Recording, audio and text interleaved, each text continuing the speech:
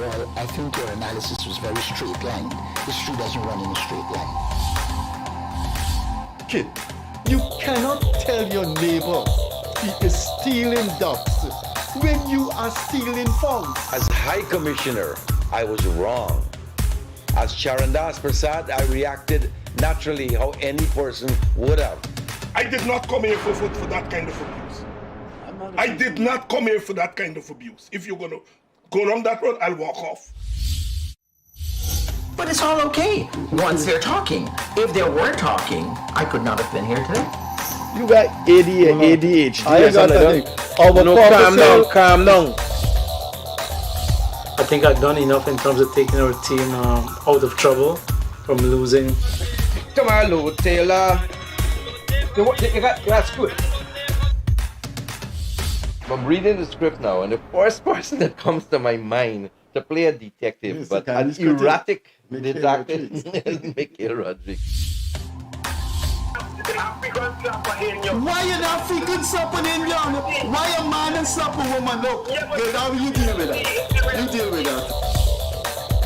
We must encourage platforms like this because it brings together different people and allows for discussions to take place in our country on a multiplicity of fundamental issues. Gildarie, you apologizing for something you think I did is wrong. I don't want you to do that, and you should not have done that.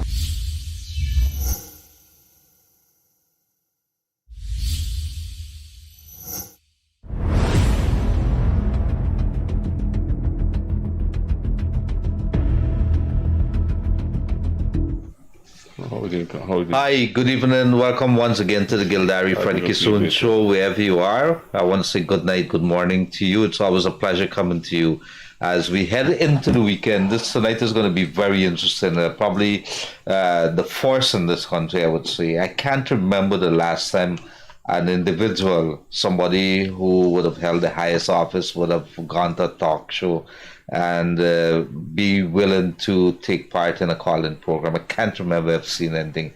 In fact, very few, if it happened around the world, I'm not aware of any. Maybe it would have happened. And anytime you have that, you got to look at the individual. It takes a very strong person to be sitting when you don't know who's going to come in on through the other line. In a very short while, I'm going to say, well, let me say good night to my co-host, Freddie Kissoon. In a very short while, I'm going to hand over the mic to him, and he's going to introduce, well, needs no introduction, but he's going to do the honors. In the meantime, we are going to be having a call-in program tonight with this gentleman here, and he is willing to field those calls. We're going to talk about development in Guyana, and let us make those calls short and sweet so he can be able to answer as much questions as possible. Let us try to be respectful as well. This is a good country, and mature in the way that we want to ask our questions, because as we develop ourselves, as we move forward, maturity is going to be where it's at.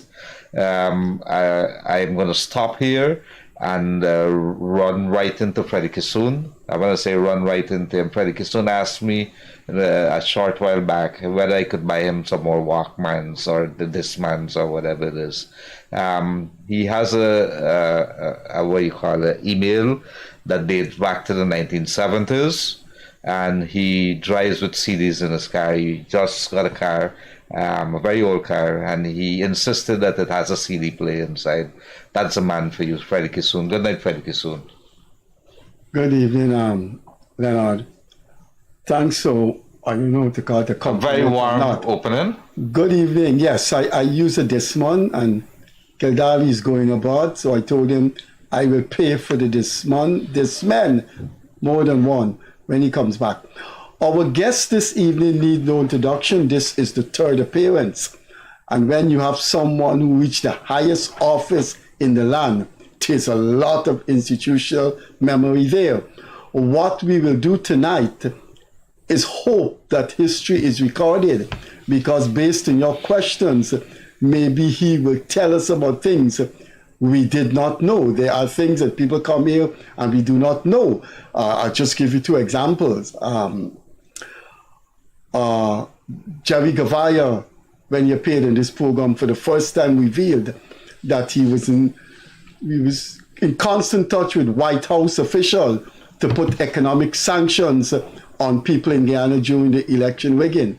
And then Sanjeev Dartadin was here on Wednesday, and as a lawyer, he said, once a judge retires and didn't complete the case, you have to start that case all over, so the litigants have to pay lawyers all over. But there are many, many things over the past 14 months on this program that have been revealed, and they become part of history. So what we ask you tonight, as soon as I finish, the phone lines are open, the phone numbers are there. Our guest this evening is someone who's been around a very long time. I would say, like me, he's a dinosaur. He became a very young member of the People's Progressive Party. I remember him, we're about the same age. I remember him working in the PPP business company, Gimpex. I remember him wearing a shirt sleeve right down. Then he became a very high official in the union GAU.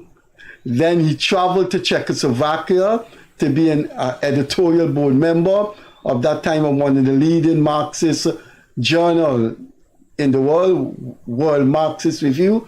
Then he became the legal head of the People's Progressive Party. Then he became the president of Guyana. That's a long, long CV, longer than the Essequibo River. Our guest this evening is former president and enduring politician of Guyana, Donald Ramotar. The lines are open right now. Put your calls to President Ramotar, please, and ask him anything. He's been the president from 2011 to 2015. There must be things that you want to know about him. There must be things you want to know about the roads that he has taken, the roads not taken, policy pursued that probably were phenomenally successful or were not. But try to be short, try to be respectful. This is a former president. If you are disrespectful, we will cut you off. I mean, there's a time and place for everything. As Gildarie said, very few former prime ministers and presidents go into a live talk show program and answer questions about their presidency. And in that respect, Donald Ramotar would have achieved the first in this country. I don't know if Gildarie is getting any calls, but the lines are open. We go until 10. Put your questions to His Excellency, former President Donald Ramotar. In the meantime, Donald, thanks for being here for the third time. And based on your past, I'm sure we're going to have you here again. Is there anything you'd like to say? Not really. I'm looking forward to the program tonight, to answer whatever questions people want to put to me, or even if you want to put any questions to me, I don't mind. Well, we have a call coming. Let's jump right into it. Good evening, caller. Hi, good night. Good night, sir. One question. You know that it's present the ferry started running now to the Northwest District. Yes, there's a new ferry there. New ferry. Yes. Yes. So the people there have to book online to get on the ferry. So you have a question for President Ramotar? He's the subject tonight on the program. Yes, I'm asking. I'm telling you guys that the ferry that is at on the Northwest District run, the people have to go online to book their ticket, and they don't have any facility there to do so. Oh, that's you're making representation, which I wouldn't be able to help you, but we can take it up. We can tell. No, I didn't know that, but I'm almost certain that that's not the only means that people could book a ticket to get on that ferry. I'm going to get some reactions, maybe from Minister Indar or Minister Edgel, but that's an interesting point. Thank you very much for that. Yes, and another thing, the AC is not working on the ferry. Okay, That's sir. what the guy Okay. said. Okay, thanks. But I'm glad you raised the question about the ferry too, because that's one of the things that I have been responsible for. In my last trip abroad as president, I went to India in January of of 2015, and I negotiated that ferry with Prime Minister Modi to get that ferry to come to have a ferry to go to the northwest, because people were really punishing to go that the long distance. Sometimes the ferry was breaking down. That was a terrible condition. And this is a very, very modern ferry that I don't know why the PNC didn't get it because of 5 years that they were in government. I understand from some personal friends that I made in India at the time that the company that won the bid to build that ferry was the Navy, the Indian Navy, which was state-owned company. But it looks like if the PNC boys in government didn't want that, and they wanted it to go to another company. So as a matter of fact, as a result of that, I think things dragged out for a while, and it didn't materialize until we came back into government, and this government resuscitated it. So that ferry goes back to your negotiation. This ferry should be named the Donald Ramotar ferry. Absolutely. Hi, good evening, caller. Hi, good evening, Leonard. Well, Yes. I've got to ask President Ramotar a question. Sure. In relation to this office, this term of office 2011-2015, when the PPP lost majority, were any attempts made to secure a coalition or understanding or memorandum of understanding with any of the higher political parties in the opposition, that the AFC or the PNC, in terms of a coalition to have the program, the budget, and policies passed? And if so, what were the results? Thanks for coming. Okay, let me just say, if you go back to my speech at the opening of that parliament, the parliament of 2011-2012, you will see that I made the point that that although it was the first time we had a parliament where the government had a one-seat minority in the National Assembly, I said it was not unique, and the way we could work it gives us an opportunity that we could work together, and we can make something good about it. That was my proposal then.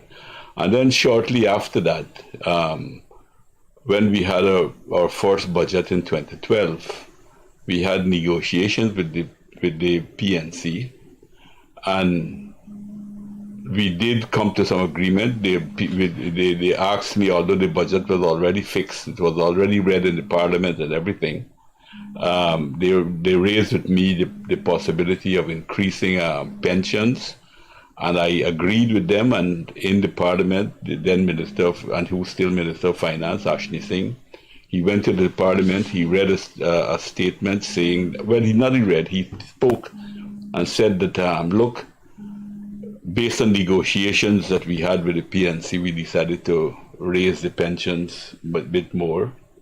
And I did that deliberately because I wanted to also give the PNC something politically, so that we could try to create the conditions where we could work together. And then the next day we agreed to, during the meeting, the negotiation that we had, I proposed to them that the electricity situation at Linden was really unconstitutional. It was in a bad way. The Linden people were practically getting free electricity, while the rest of the country people had to pay. And I proposed to them that we move towards equalizing everything in the country, where everybody got to pay the same type of electricity. But since Linden had this facility for so long, I proposed that we could phase it in, not do it all at once. To phase it in, take a while to phase it in. And they agreed with me too, because even if you go back even further in history, you will see that the party or the people? PNC, the PNC. And even if you go back further, you will see that the PNC itself, as far back as when Barnum was there, he spoke about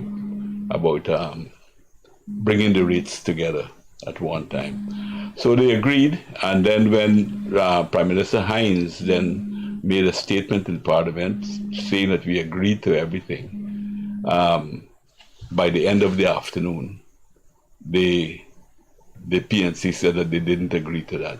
But fortunately, Sam Hines is a very careful man, and he had written out his statement, and he had presented it to the then leader of the opposition, David Granger, and to also Rupert Rupnarine, who were sitting together in Parliament, to see if he captured our agreement correctly. And they both said that he captured. I think Rupnarine made some one or two little correction on the statement, and Sam read. And then by the late afternoon, they said that they didn't agree, and that was when you had that issue at Linden in 2012. So they really didn't create the conditions for because when you make agreement and then they break it off, then the other things too that showed that they really didn't have any interest in any joint government or to working. All they wanted to do was to make things as bad as possible. You had the money laundering bill. That bill, when they did not have the majority in Parliament, when that bill was introduced, that bill actually came from more of an international bill. It wasn't a bill that we initiated as such, but being in government, you had to initiate it. It was a bill to try to stop money laundering in the world. So they're trying to unify the legislation of all the various countries. And they used to vote for that bill. Every year they voted for it, but the moment they had a one-seat majority, they withheld their support for the bill, and that was going at the very heart of our economy, the financial sector, which we could have been blacklisted. In fact, we were not put on the blacklist largely because, as the government, we did everything possibly that we could, that was required of us, and they actually put the country on a grey list at that time. That's why when you go to the bank, you got all the papers to fill out and all of that because of what they did. So they didn't. Is that so? Yes, and so they did not have. They did not create the kind of atmosphere where we could work together. And the other point I would like to make to you is the Amila Falls. The Amila Falls. When people talk about consultation and so forth, I think they just use it sometimes as a smoke screen to be critical, because I invited the PNC and the AFC together, and I had a presentation made to them about the Amila Falls. I gave them all the documents related to the Amila Falls, even documents that were commercially sensitive. I told them that these were commercially sensitive documents, and I don't expect to see it in the newspaper. But I gave them everything, and I even told them that if you have any questions after you leave here, because you don't have your technical people with you, you give it to whoever you want to look at, and you can come back and we will talk about it. This was at a meeting? Yes. And you remember who was there? Yes. For the PNC, it was the opposition leader, then opposition leader Granger and Harmon.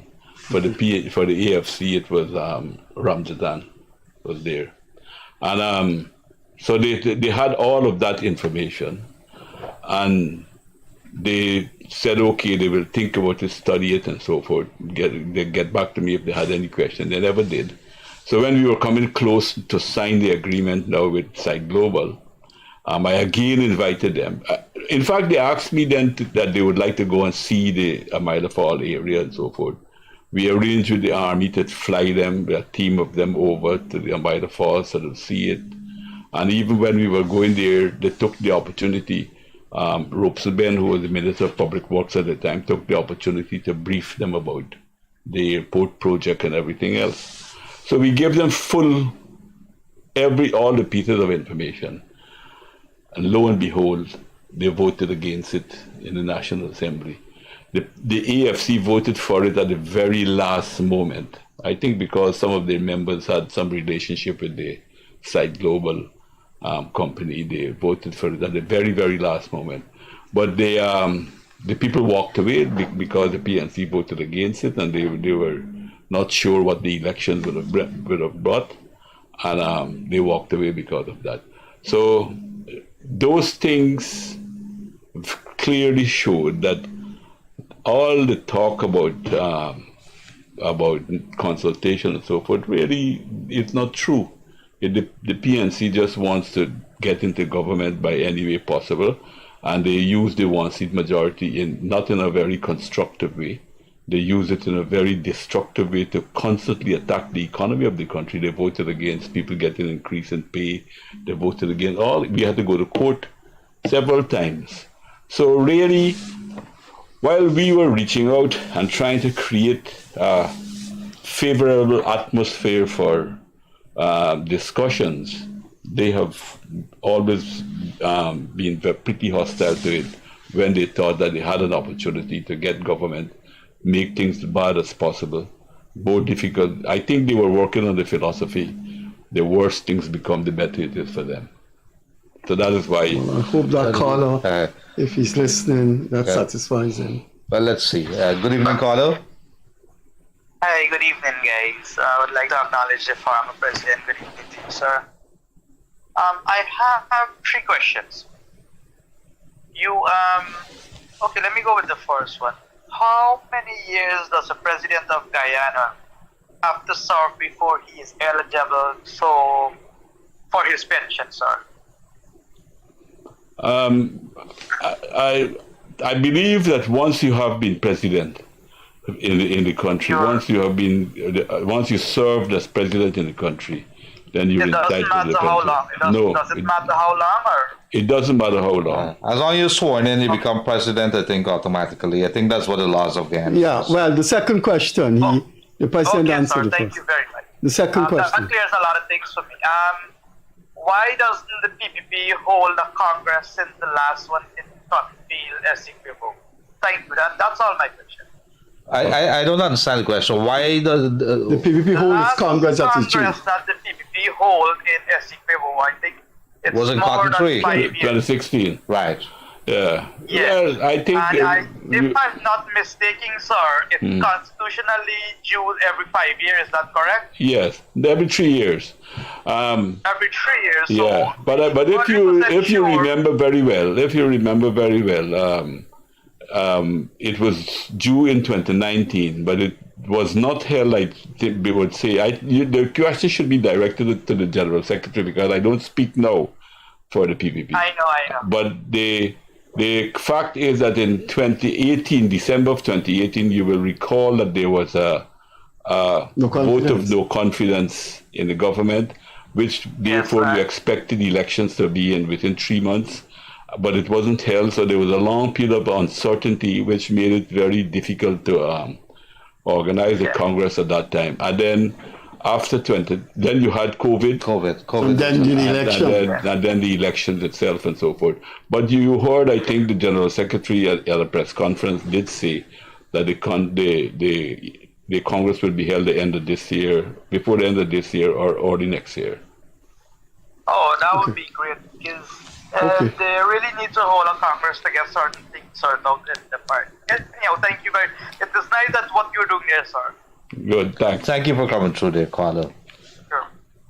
In the meantime, while those people come in, I got a question for you, Mr. President. During your tenure, 2011, 2015, would you give us maybe some of the darkest times or one of the darkest incidents that you would have experienced? Well, there was a lot of dark times in that period.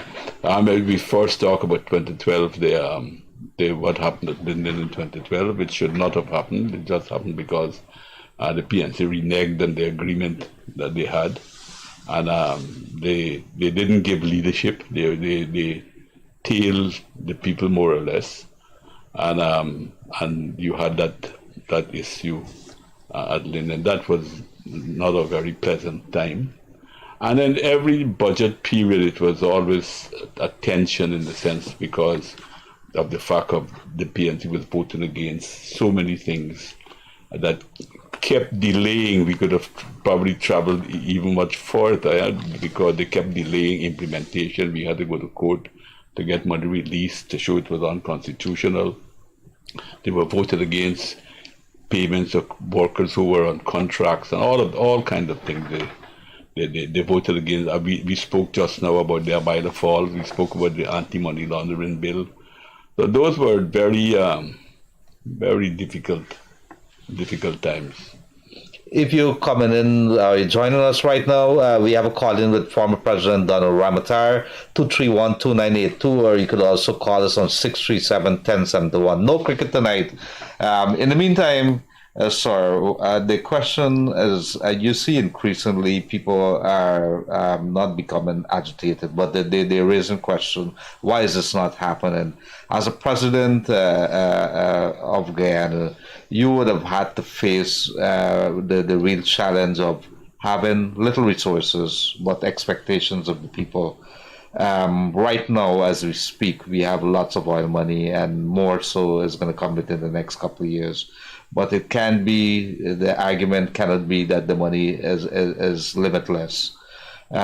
Could you address the issue when people say that we should have gotten this, we should have got more pension, more wages and salaries, more roads and a whole bunch of other stuff? As a president of Guyana, how difficult it is that the FNLE would have had to face or is facing with regards making, where do I put the money? Well, that's always the issue because I don't think money is ever enough. And you always have demand for a lot of other things. But I think what the government is doing is laudable because they are trying to do some of the things that was affecting our development for a long time. That's like infrastructure, fixing the infrastructure, the roads and so forth. And the infrastructural work is the way to go. And it's the best way to invest the money that we have. And it's not enough because they still have to borrow money to do some of these issues. I also totally agree with the government's position from the gas to shore pipeline. I think that's very, very important because high electricity costs was one of the biggest impediments to industrialization in this country and creating jobs and what have you. And this project will help this big infrastructure program will help a great lot in bringing it down.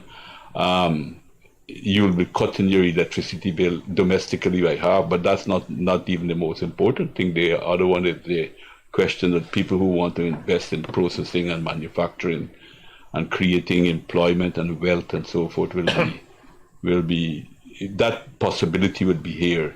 And some of the things that we dreamed about all the years, when you have a possibility of coming through now. I'm going to come back and we're going to take, because I want people to understand that it's a very difficult position sitting as leader of this country, and then you've got to make decisions with your cabinet. I think we would have, let me see, we have one on. Good evening, caller. Hi, good evening. Is this a Freddie Gildarie show? Yes, go right ahead. Yeah. Okay, so I want to say, first of all, good evening, gentlemen. Doing a great show. And this one is for the President, Donald Ramotar. Just to say that I heard he's a pretty good country singer. And I look forward sometime I'll be coming to Guyana. Hope I can hear him on the wave. Country singer, karaoke? Karaoke, I think he does country, whole country, if I'm not mistaken. Country western, he's a country karaoke, western. Yeah. The genre of country western. I sing what I like.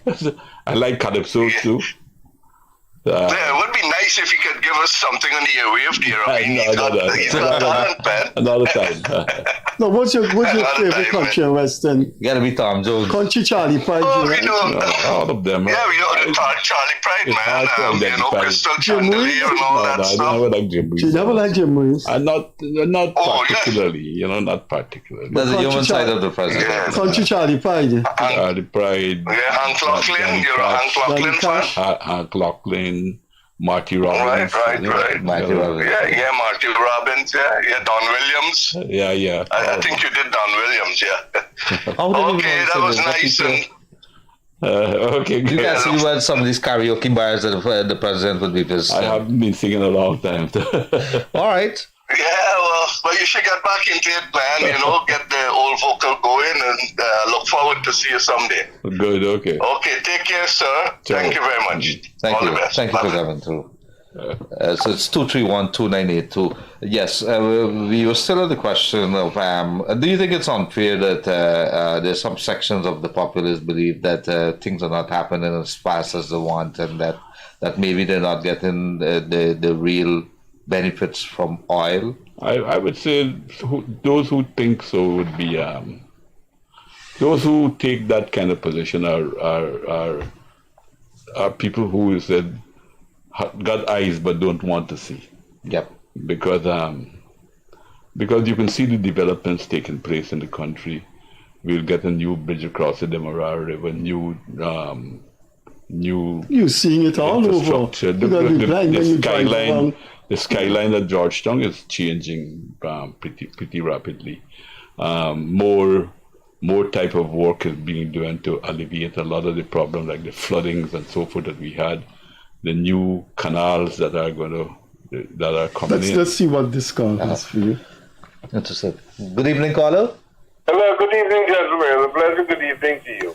Go ahead. I have a question here. I don't know if the Honorable past President, Mr. Ramotar, or Freddie might be able to shed some light on this. But directed to the president, directed to the former president. No, yes. In times gone back, we used to have in Guyana the bongo van. Would you remember the bongo Yes, van? I remember that, sure. Yeah.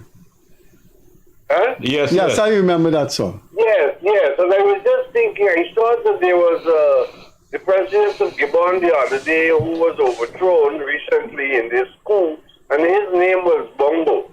So I was just thinking if any of you would know if the Bongo ban in those days was related anything to this guy and his father's past.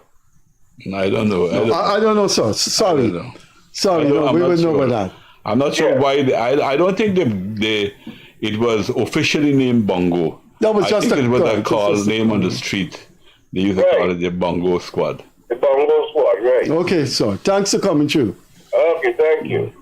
Thank you very much. What a question to put to the former I'm driving along from Diamond, to and we talk about development, right? I'm driving from Diamond to Georgetown, and you could actually come out from 7th Avenue and you drive and you end up in Mandela. They got a new road that opened by just before DSL in Diamond there now that cuts in, and if you follow that road right to the back when it links up to the Providence there, you're actually going to come out at Ogle eventually. But the road just by DSL and Diamond is open, and nobody has really talked about the implications of that. All of a sudden, the entire traffic at Diamond there has eased considerably because people are using that to cut in and go into Diamond. Mm-hmm. And so these things are every single day, things are happening so rapidly that you can't even begin to imagine the scale of what is happening. And we cuss all the truck drivers from time to time, but the reality is that those guys need to work because if they can't move the sand, you have issues. Let me ask you, feel free to stop for the calls because the calls is... Okay, the call is coming through. Good evening, caller. Good evening, sir. Good evening. Good evening to our president here and to Freddie. And how are you guys doing this evening? You didn't say good night to me, but it's all right. Go ahead. Good night, Mr. Gildarie. Good night. Good night, okay. sir. All right.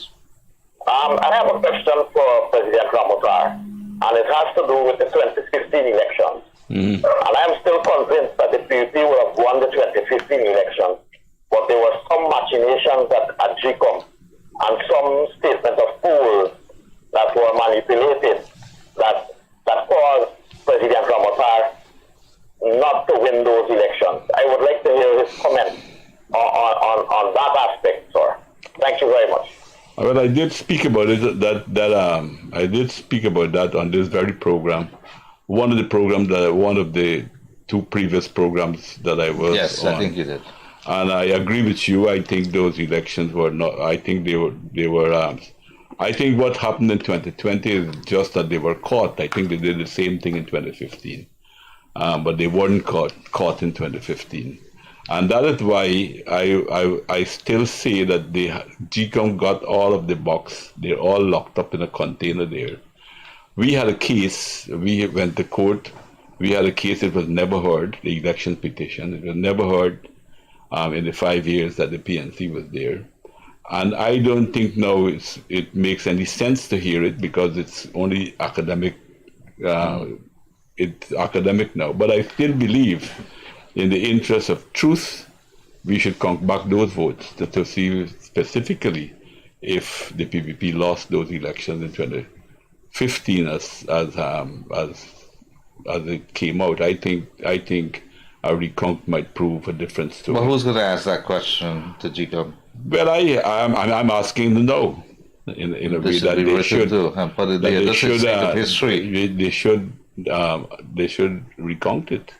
And see, just in order for us to know the truth of what happened there, because we challenged the results of the elections, you still have the ballots. Let's count it and and then we can end the argument. Well, if there's any call coming in, yes, sure. Let's take the call. Good evening, caller. Good evening, gentlemen. Good evening. My question is for the former president.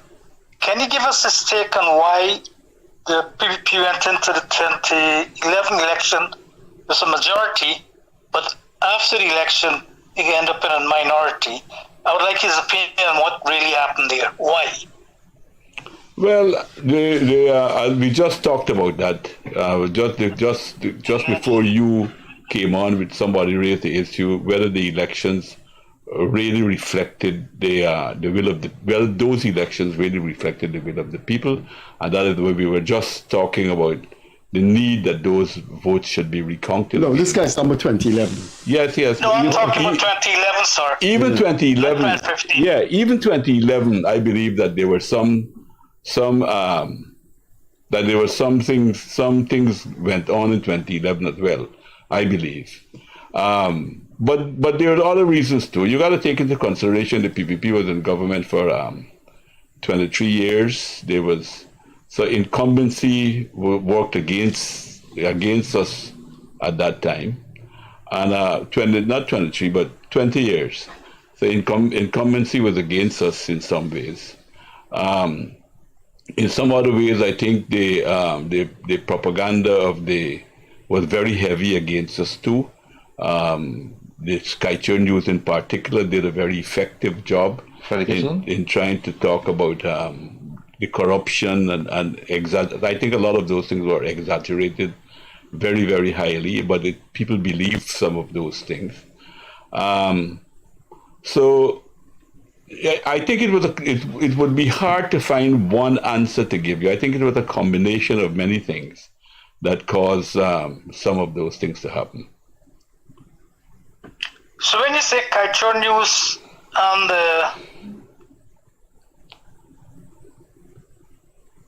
Hello? Yeah, I think I lost you for a while. Yes, go so right when ahead. you say Skyture News propaganda, I mean, in particular, it wasn't Skyture News alone, but the Skyture News was very focused on some of the things that they did was quite immoral in some ways too. I mean, for instance, you build a light road for a village, people to light traffic, trucks go and break it up. Then you would take out a picture and say, look, this road was only built a week ago and look, it's broken up and so on and so forth. So I think they had an effective propaganda campaign. Okay, sir. Thanks for coming through. Thank you. Okay. Thank you. Good evening, caller. Hello.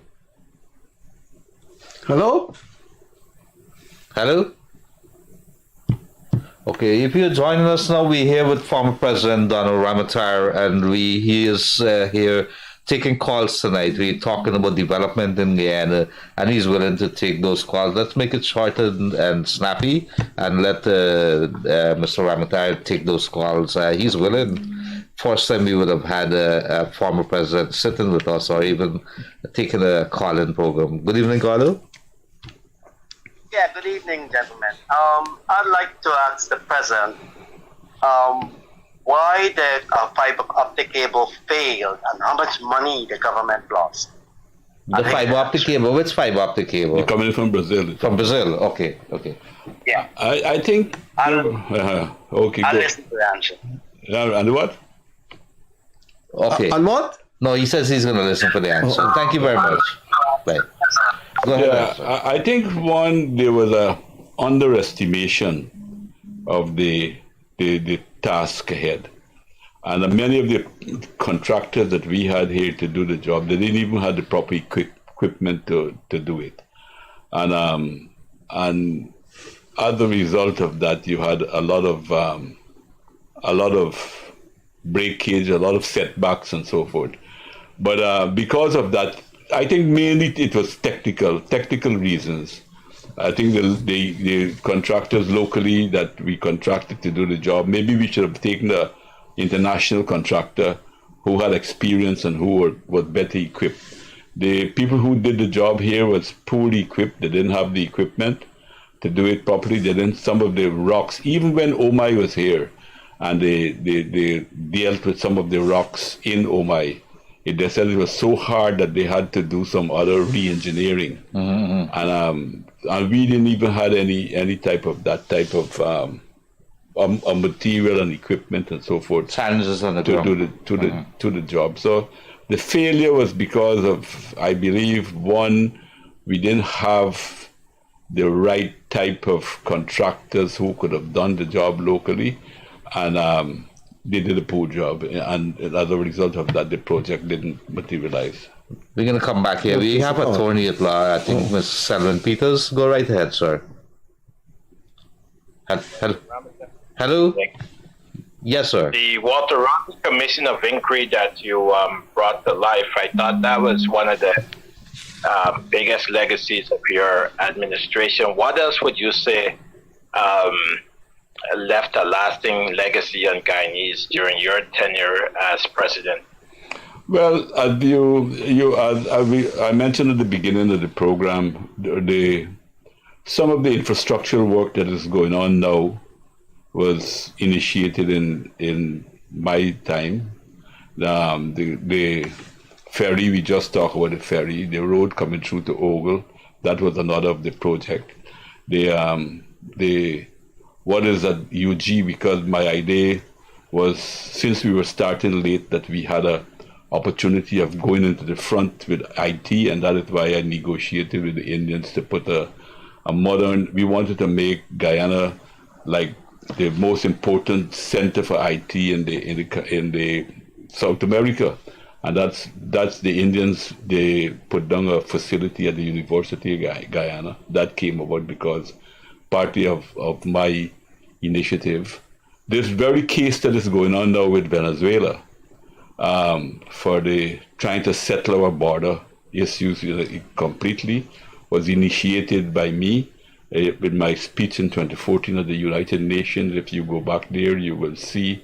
In fact, the Stabrook News had an editorial because they picked it up about the message I was actually sending. But at that very meeting, I sent the Minister of Foreign Affairs, Carlin Rodriguez, to go and meet with the Secretary General to say that the process that we had was going nowhere, and that we needed to do something different, that we were not willing to go back into the same old methods that we were going at. We want to bring this thing to a conclusion. So I was just done some of it. And then, of course, the other thing that I am happy about too is that despite what I was facing as far as the opposition was concerned, both the official and the non-official opposition, our economies never stopped growing for one single year that I was in government. Okay, there's a call. Mr. Peters? Yes, thank you very much, Mr. President. Thank you for coming through, Mr. Peters. Thank you very much, sir. Bye-bye. Good evening, caller. Good evening. Yes, go right ahead.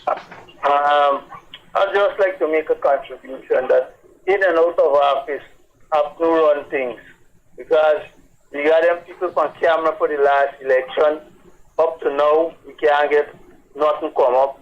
The last election, lock up in a box there. Up to now, nothing can come up. Get 3 decades to get Walter Rodney thing. What happened? Nobody in kicking no storm about these things. Mr. Ramotar, I could answer it too. I wouldn't be so pessimistic as you are. One, when you're in government, it's different from just running a party because you're running the government for the whole country, and you got to be inclusive and so forth. The Walter Rodney issue took such a long time to come about because since 1992 the PPP was trying to get the commission going. Dr. Jagan himself tried, but that didn't materialize because the French government refused to extradite Gregory Smith. They had nothing to do with the PNC there. The French government refused to extradite Gregory Smith, and then one thing led to another, things moved on and so on and so forth. And then in President Jacques Dio's time, he tried to initiate he also tried to initiate the commission of inquiry, but he was told by the WPA that the family did not want to have an inquiry. And so that killed that. And then I did not on my own initiate that inquiry. I was asked by Mrs. Rodney. She called me one night at home. Somebody gave her my number, and she called me and asked me about it. And I told her that you're pushing at an open door. We were ready to have it, but and I told her what happened. And I asked her if she knew about that. She said that the family never asked anybody not to hold an inquiry. In fact, she always wanted to have an inquiry. And so I told her, I said, well, I want you to go in to this process with your eyes wide open, because you should know now that most of your late husband's closest colleagues are now with the PNC. And there's very people who we suspect murdered Rodney. And she said she knew, but she still wanted to have the inquiry. And so I said, if you want it, sure, we have no objection to doing it. And we did. That's how it was set up. But there's another thing that speaks to the heart of things. I think what Mr. Ramotar would have said a little earlier.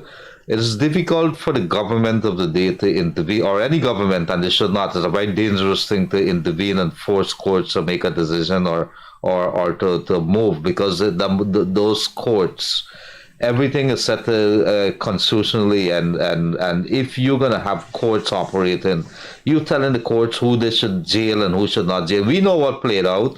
The court of public opinion is going to play a very big role, but also, how do you tell the court to move faster or faster in this particular case when thousands of cases are being held back? Some people waiting for years to get their justice. But it is a broken system that needs to be fixed. But I understand what you're saying also, in that we want justice, we know who played what role, it's just that it's not happening fast enough. And I think, Mr. Ramotar, this has been a problem that we would have seen over years after years. I understand the frustration, and I agree with some of what he's saying. I think that as far as the courts are concerned, I think important political cases like an election petition should be heard very, very quickly. Right. I agree with you on that. And secondly, I also agree generally. I don't agree with what our colleague here, Gildarie, is saying. I believe that the court can move much faster. There's precedent to show for that. Right. On particular case or on? Generally. The late Ian Chang wrote more decisions and heard more cases than probably all the judges put together in the country for the time that he I'm not saying that the court, Mr. President. And also, when Charles Ramson Sr. was a judge, he left the bench without a single case pending, and he wrote all of his decisions probably within 2 to 3 weeks of hearing the case. People had their decision. So when I hear, I'm not saying that they don't need more judges and so on and so forth, but I still think far more could be done with what you have at the moment. Okay, we have a caller. All right, thank you very much, caller. Good evening, caller. Hello. Hello, good evening. Good evening. Go right ahead, Yes, good please. evening, gentlemen, and good evening, President Ramotar. It's Nishad calling from Toronto, Canada, hearing you live in Toronto here. Good night. I have a question to deal with respects to the recent protest, which was held outside the office of the President, and where you saw a member of the opposition being there. And as one of the states are set to reopen, do you have any idea on a framework that could be put in place to maybe deal with issues such as severance, salaries, and so on going forward? How they can better collectively deal with that? And secondly, any recommendations you may have to help kind of curb the recent rise in road safety, road accidents, etc. Thank you. Thank you very much for coming too.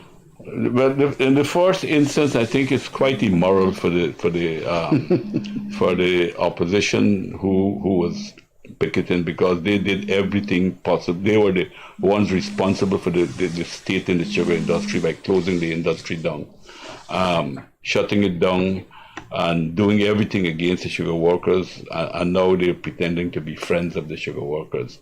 It is very unfortunate that some sugar workers will be misled at this point in time, and to take leadership from people who have no good intention for them, in the sense that, as I said, they were the ones in Parliament who were damaging the industry and got the industry most responsible for the state that the industry is in.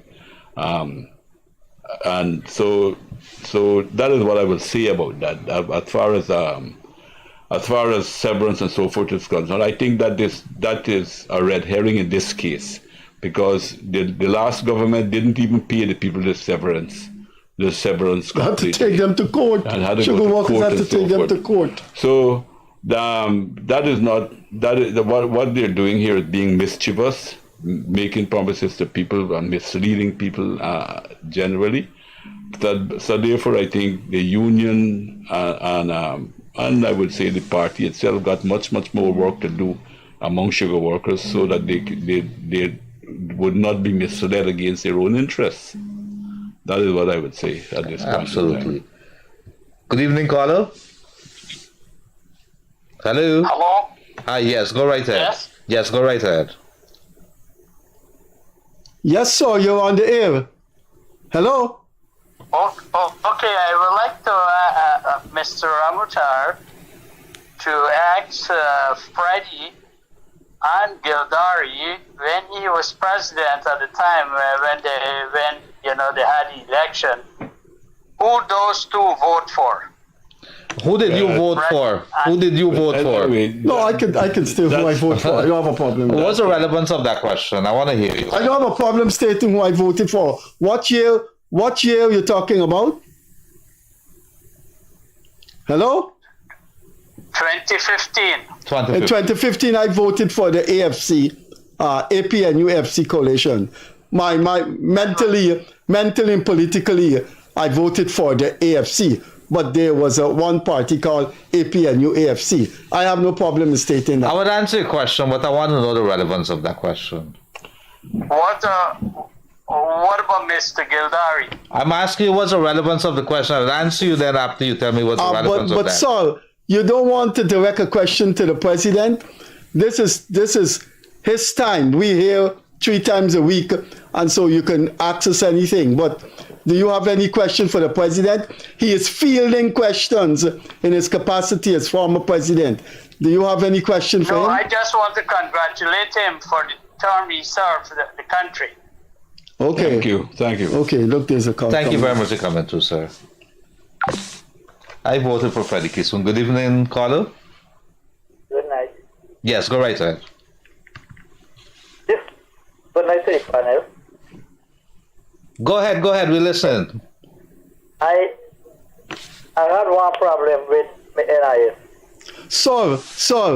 I don't know if anyone y'all can help me. Sir. All right, call me tomorrow morning on 637-1071. Let's say about 10 o'clock, and I can tell you where to go. Okay, thanks. Thanks for calling. 637-1071. It's on the screen. All right. Thank you very much. I'll make it actually in the meantime the other thing. That why can't we get NIS right?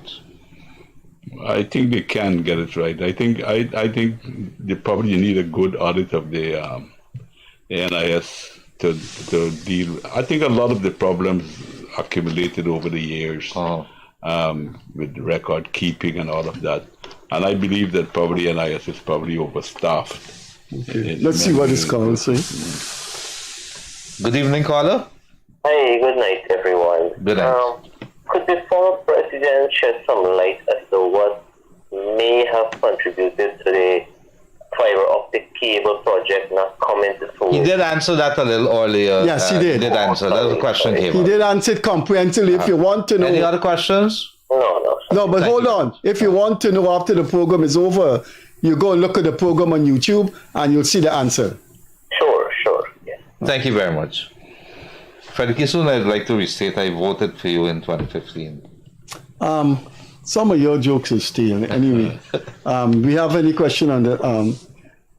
Okay, I have a question for you, Mr. President. When you told someone came to you, Mrs. Rodney said, you told Mrs. Rodney that WPA did not want the inquest, and you know that absolutely for sure. Yeah. That was said to you. That was happened.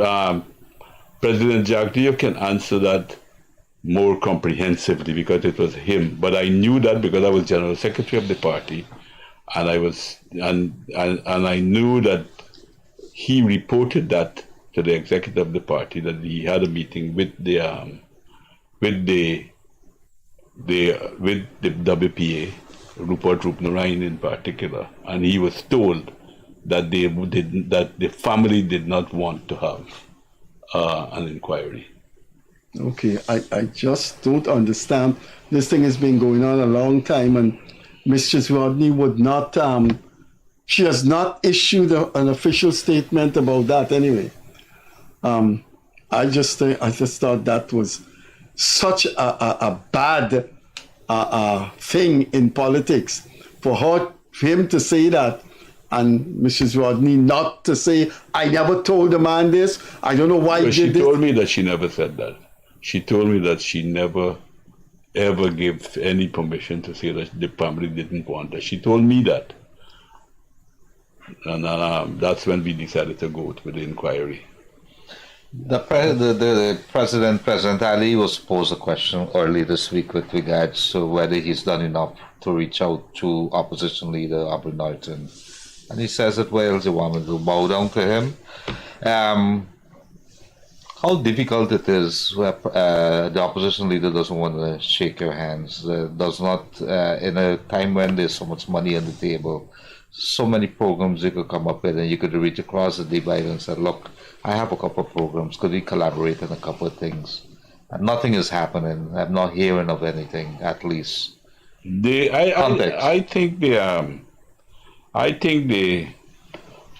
I don't know if the PNC understand their role completely, and if they're using facilities that are open to them effectively enough. For instance, in the parliament itself, there are many, many possibilities that they can work together with. You have all the standing committee that the PPP set up, and you have this Economic Service Committee, the Foreign Affairs Committee, the Social Committee, many other Natural Resources Committee. All of those committees, they should have been very, very happy to ensure that those things are functioning, because not only did we set up those commissions, standing commissions in the National Assembly, so that the opposition can have a big say into policy, because those bodies, I worked in those bodies when I was a member of Parliament. I worked on it when the PNC was actually chairing it, because what we have a rotating chairmanship. Every year the chairmanship change, so nobody can say that you give the PNC inconsequential commission. So both parties got an opportunity to share it. And I was there when this fellow, what's his name? He's living abroad now. McAllister was chairman. James McAllister. And then he invited all the technical people, political people, anybody you could summons and raise issues with and so forth. They were doing that then. I don't know if they're doing that now because I believe the parliament is a good place if they wanted to function properly, where they could use it very, very well in order to be inclusive in many ways. It's not that I don't think the government is actually keeping them out. I don't think you necessarily have to have a joint government to bring them into the executive, to have them involved, because I personally don't think we have reached a state where they should come into the executive, because when I was president, that's the best time to judge their attitude. And if they bring their attitude into government, into the executive itself, then it cripples the executive. You can't get anything done. I'm going to come back and say something with that. Good evening, Carter. It's just me. Hi. Okay, my call is concerning a senior member of the opposition, Ramjatan, that we have seen on video, so there's proof that he gave advice to the cane cutters. He, what you call, ringlead them to ask for severance pay, considering the fact that those people were never fired. Can the government legally hold him responsible for misleading a section of the population? Because what he did was criminal. I think so. I'm not a lawyer to really answer you explicitly and definitively, but I think you're right. I think that's mischief making, and that can lead to a lot of other problems. I think he should be held responsible. There must be some sort of penalty, because unless he thinks that people are, he thinks that people obviously are so uneducated. You can only ask for severance if you're fired. That was not happening. Those people were working for their salaries all over. He then gave the people the go ahead to ask for severance. He obviously give them wrong advice, wrong legal advice. So I think there's a foundation there, there's a platform to catch him, because for misleading or mischief or something, because he should be held responsible, because this is not the first time he's messing around with the citizens of that country. Yeah, no, I think you're right. I think, on the surface of it, your logic is irrefutable, but I'm not sure what are the legal steps that could be taken. Well, our attorney general should find some place in the either legally or I don't know if the constitution, if being a member of the opposition, if you're allowed to give incorrect or illegal advice, because those people were never fired, and he's explicitly telling them to demand severance pay. Right? So he should be culpable. That's what I want to say. Because the bull that's happening down there, it needs to stop. Because technically what the opposition is doing in any country, they will all be in jail. Granger should also be indicted, just like President Trump, for trying to overturn an election. That's number one. He should be indicted. But that's the problem. Okay, anyway, we were just talking about the legal system here. Things go too slow. Madam, are you listening to me? Yeah, I am. I think just for safety, I think myself and Gildarie have to disassociate ourselves from that statement. Mr. Granger has sued a number of people and newspapers for saying he participated in rigging. We want to disassociate. Did he win those cases? It's going on. we want to disassociate from himself. You could put it over in a different way. I'm just saying that nobody saw Trump do the rigging, but he was held responsible.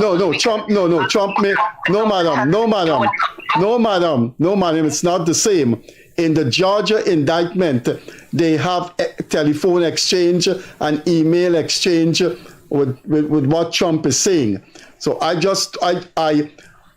my sentiments are with you in terms of what people do to stop people the right to vote.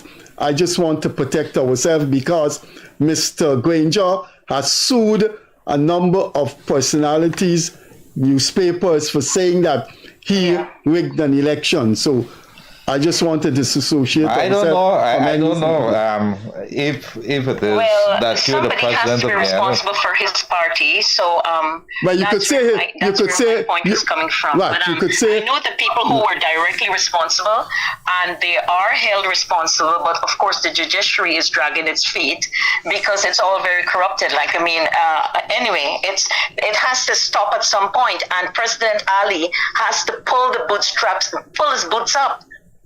Because nothing that's happening there can happen in any country.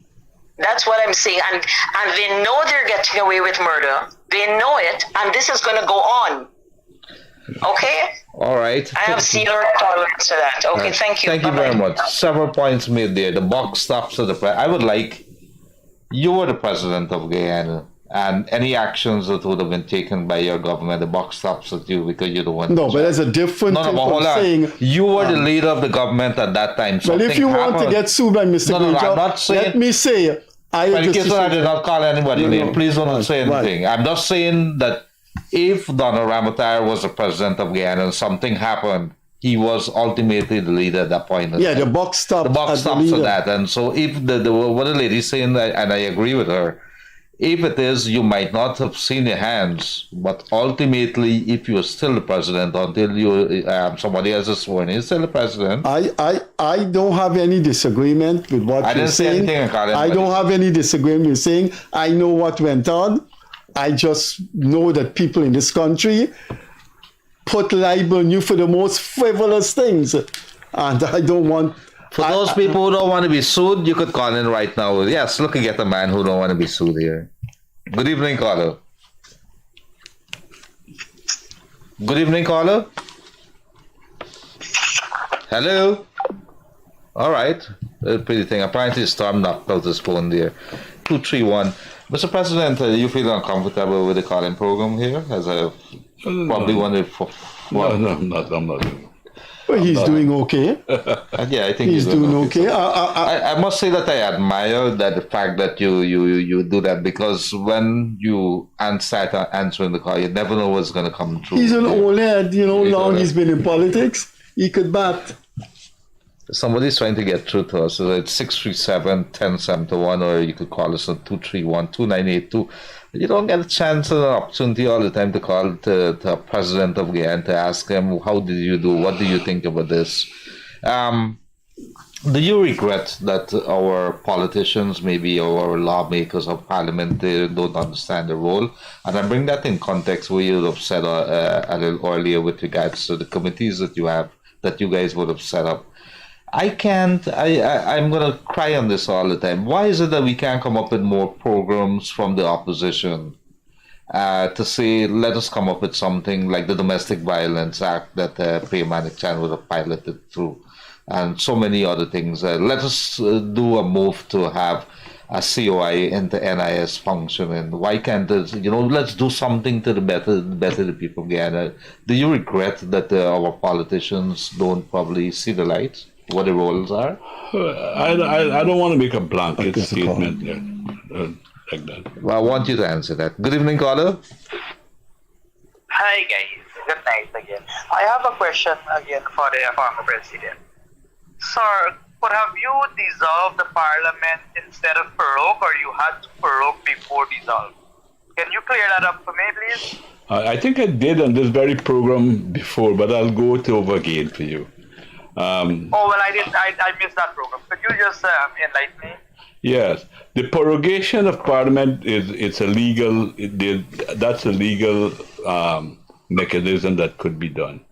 And why did I prorogue the parliament? When the no confidence motion was tabled against the government, it was done by the AFC. Yes. The AFC both proposed the motion and seconded the motion. The PNC, APNU, was not involved in moving the motion or seconding the motion. And therefore, I thought that there was a possibility for us to talk and save the situation. And that's why I prorogued the parliament so that we could have had an opportunity to discuss and to see what if we need not have gone to elections, whether the government could continue, whether we could start a discussion and a dialogue.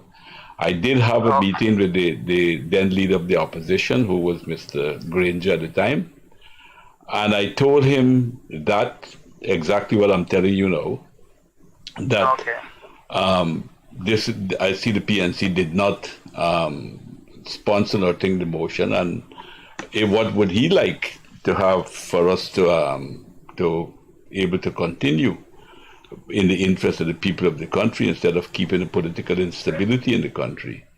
He said that he wanted local government elections.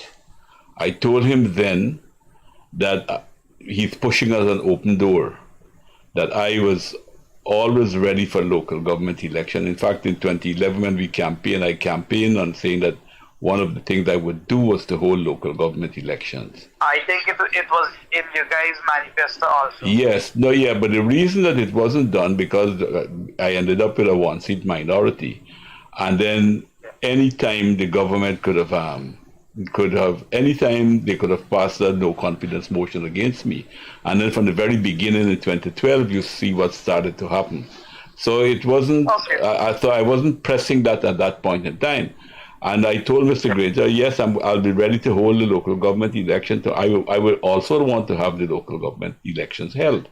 He said to me, so I said to him that if I'm going to do that, then the PNC should not vote with the motion, the no confidence motion. They can either, we didn't go into that detail, but I'm making the detail here now to you, what I was thinking, that they either abstain from voting or they vote against the motion. And then that motion would have fallen. And then he told me then that he is committed to he gave his commitment to the AFC, that they would, that he would support. Because the both of them was lying in bed together. Yeah, but I said the PNC did not support the motion when it was put in the first. They did maybe not support. That's not the right word.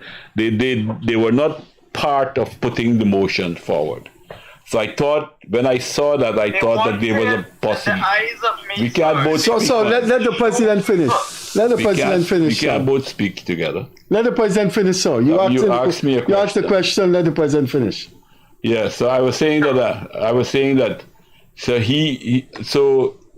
either they would have done that, and then we could. If he wants local government to be held, then that was the way to go. He said that he was committed to support the AFC motion. But then I said, we cannot hold a local government elections because if the no confidence motion is passed, then we have to go to elections immediately, and it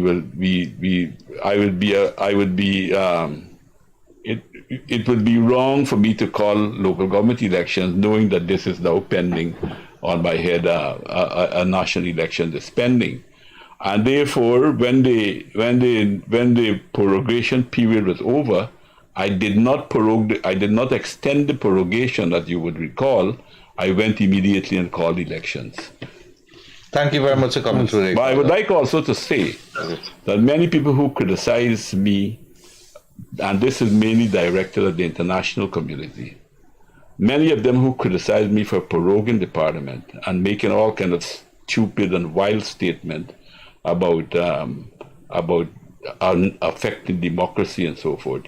I never heard any of them said anything when Prime Minister Harper in Canada on 4 occasions prorogued his parliament.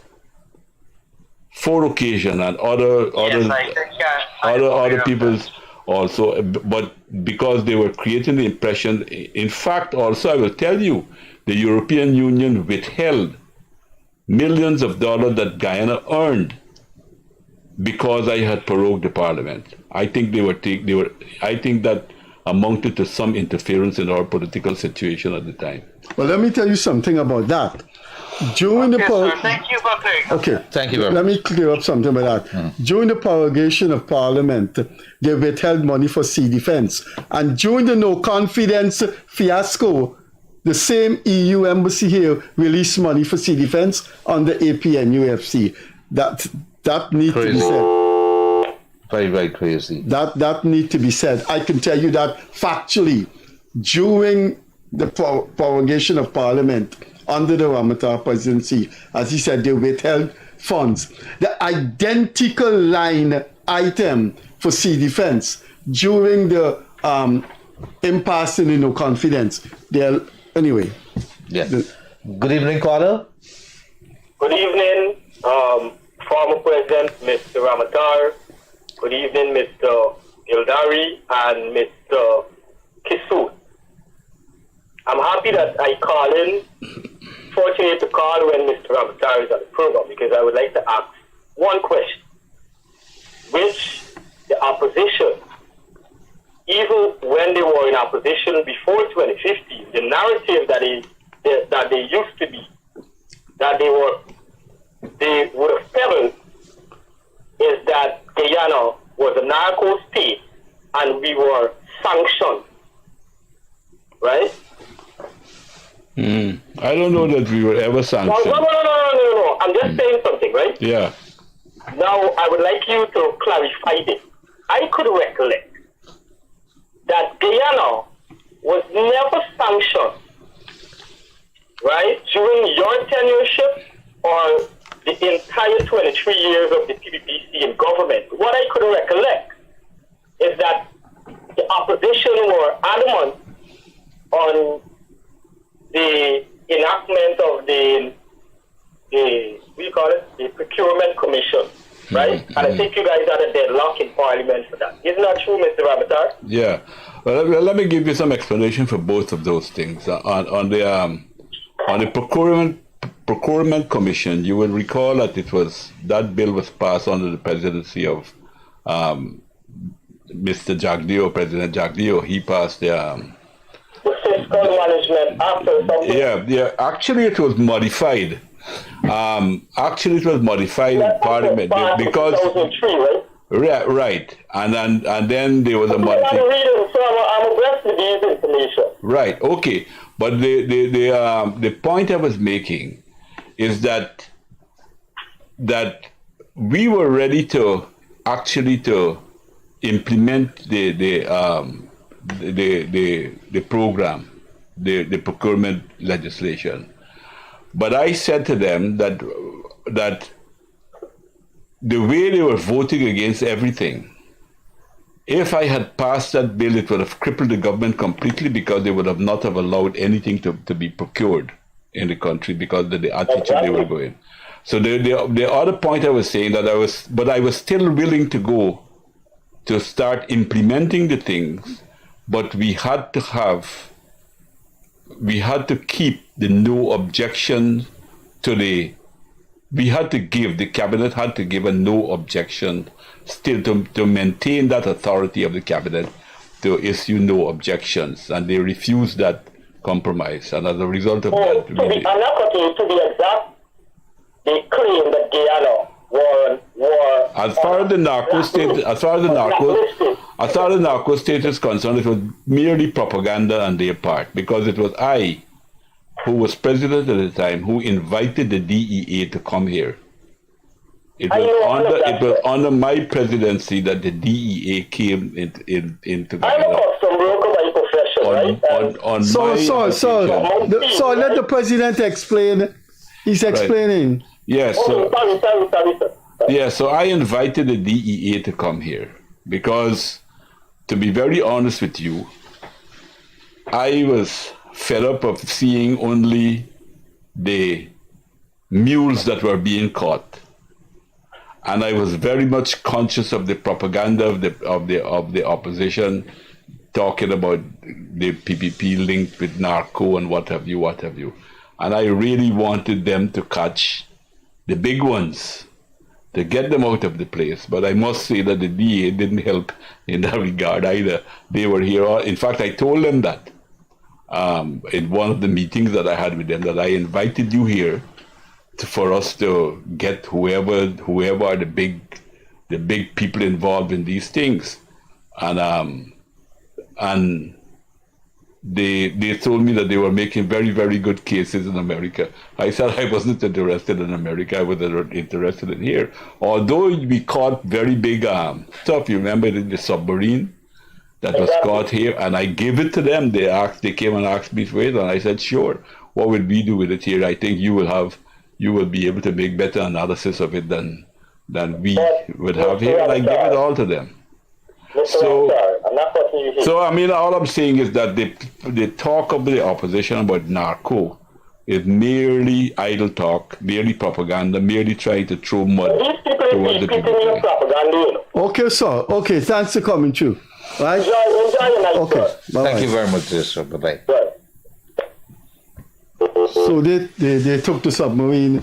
Yes, I gave it to them. So hold on, the DE is here, right? I just want to be very clear. The DE is here. Who was paying for the presidency? They funded themselves? Yeah, of course. The Americans, I don't think they were asked to be funded by the government. Yeah. And neither would the government have. But it's interesting that the government is asking just to dispel any rumors or any linkage or anything to say that we are a narco state.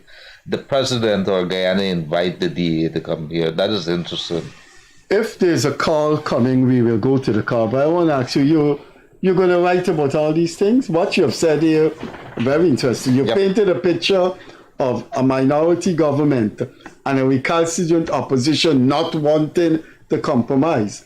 We just heard about why the Brazil cable wasn't successful. Then you told us now about the DA coming here, and it wasn't much to your presidential satisfaction. They inept.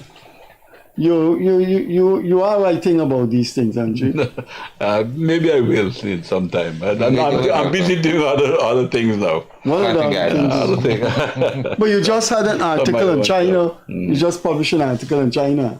Yeah, I do write from time to time for international bodies. We will break when the call comes. But what's the angle you use in that article in China? Oh, I think that the Belt and Road Initiative that China has launched is probably the biggest driving force for the international economy at the moment. Our economy or all over the world, international. In fact, a broad statement. It is true. China now accounts for more than 30% of global trade. Global, not only global trade, global financing, GDP development, international economic development. China is, and then also, I think there's a lot of misrepresentation about China. I think that China has been doing. China has been working with countries, poor countries like in Africa and so forth, when nobody was lending them money, when they were saying that they were bankrupt and they were ineligible to have any kind of funds and so forth. And I think China's attitude about a win-win type of situation that they have, I think it's the way to go. I don't see why we have to be fighting for everything here. I think that you have powerful countries. The United States is a powerful country. China is a powerful country. There are other countries, significant countries in the world. Why do they just have to be competing with each other? Why can't they take an attitude like China to cooperate so that the world as a whole could benefit from the cooperation of all of these significant economies that we have in the world? That's my position. That's what the article. Yes. About. I want to ask you, and I agree with you there. I think the Chinese are doing remarkably well when it comes to technology and trade and so on. But there's been also the criticism with the Belt and Road that some of the development that we have in it, we're not paying enough attention to make oversight the engineering side to make sure. The airport was one of them. The skeleton factory was another one. Do you agree that the countries like ourselves? No, I mean, okay, if you want to talk specifically about Guyana, right. Internationally, I think what China is doing is fantastic, and the criticism against them, I think, is very, very. In fact, if you go back in time and look when we used to have a lot of criticism against the World Bank and the IMF, I remember there was a woman by the name of Jane Peer, who wrote You want to take this call? Let me come back to that. Good evening, caller. Yeah, good evening, gentlemen. Very exciting program this evening with former President Ramotar. I have one question for President Ramotar. Does he think in 2023 the ideas of Marx and Lenin still have relevance? Thank you very much. Interesting question. You heard that you wrote an article in Chinese, so. Yes, I think so. I think the ideas of Marx has a lot of relevance. It depends on how you look at it. Marx's position is not fundamentally to say that you just take what Marx wrote more than 100 years ago and try to apply it now would be stupid. But to apply Marx's methodology, his approach to problems, I think it is still it's still a very powerful tool of analysis.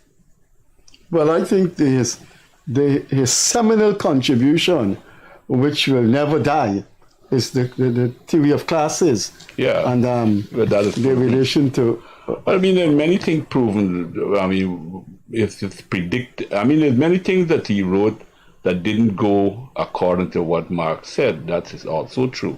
But there's many things that, in a general way, that has gone according to what he said. He argued that free capitalist competition would lead to monopoly. And that is what has happened. You've seen that in the United States. He argued about the concentration of wealth that will take place. I don't think he himself imagined how much wealth could be concentrated as it is today. Mm-hmm. And so what I'm saying is not to take what Marx said 200 years ago or 150 years ago, but to adopt his approach. His approach is what is important in dealing with issues. It is, in fact, in history, Freddie Kissoon is a historian. In history, Marx's methodology has completely won out as far as historical analysis is concerned. We've got about 2 minutes more, Mr. President. I don't know if Freddie will want to close out. Well, I want, but yeah, while we're talking, but if there's any calls coming in, I'd like the President to answer, because this is right. I just wanted to say in relation to the Marxist thing, I mean, when you look at the deformations in an American capitalist structure, you have about 5% of a section of the society owning about 95% of the wealth. Actually, they don't even speak now about 5%. They speak about the 0.1% owning more wealth than the bottom half of the world's population. That cannot be an argument for the success of capitalism. It wasn't supposed to be that way. And in that sense, Marx's prediction was sagacious. I mean, he was futuristic. Very much so. That. But you want to spend the next 3 minutes reflecting? No, we get 3 minutes. You got 2 minutes, and he would make a statement. Yeah, but you want to spend what the next would you 2 say minutes? to the people of Guyana? You have an opportunity to address them. Oh, me? Well, I think that our country is on an upward trajectory right now. On the path that is going, it's an upward trajectory. I think that cooperation and support doesn't necessarily mean that you must come into the executive. Everybody could come into the executive. You want the executive to be efficient and you want them to be effective. But you can use other institutions like the parliament, where you can have a lot of inclusivity, not only for the opposition, but the public. I think there's a lot of bills, if go to select committee, or they can go to address many of the issues of many of these committees that they have in the National Assembly, and you can create that kind of atmosphere. But I would say, from my own experience in dealing with the opposition, the PNC opposition in particular, that we know very, very well, that nothing else will satisfy them but having power, and that is why they ignore these avenues that they could use and prefer to stay outside to spread racist propaganda and other type of throwing a lot of misinformation and trying to create a lot of confusion. And the constituency loses because of that. And misleading people, generally looking for ways and means where they can mislead, and throwing as much muck as possible in the hope that some will stick. Freddie? I can't call you President Ramotar. I've known you too long, God. I've known you a long time. We were young people, young radicals together. It was nice being here. I think you are letting a void continue by not writing that memoir. All presidents write something, man. Not all, man. Many don't. The part of the memoir that I want to read is what you say about Freddie Kissoon. Ladies and gentlemen, there you have it. It may be positive. I don't know. It is always good, and when you look back at history again, it is always good when you have, I can't, like I said in the beginning, can't remember if I've ever read or seen any news of a former president or even sitting president sitting down at a college program, because you know where that could lead to. No, but it's been very good. Chavez used to do that Yeah, all the time. it is very good for us to reflect, to talk about where this country is going, and that there's no other better person to have than a former president, more so Donald Ramotar, and it's always a pleasure talking to him. He's always very frank, and he comes out, he doesn't hold anything back, and he says it hard. And we would have learned a lot of things here tonight too. We would have learned about the Public Procurement Commission, why the government of his government took certain decisions, and the challenges faced when you are sitting in a minority government or a government that is less one majority. So whatever is the case, our country is maturing. We are having the kind of conversation that we should be having as we move forward as a developing country to a developed country.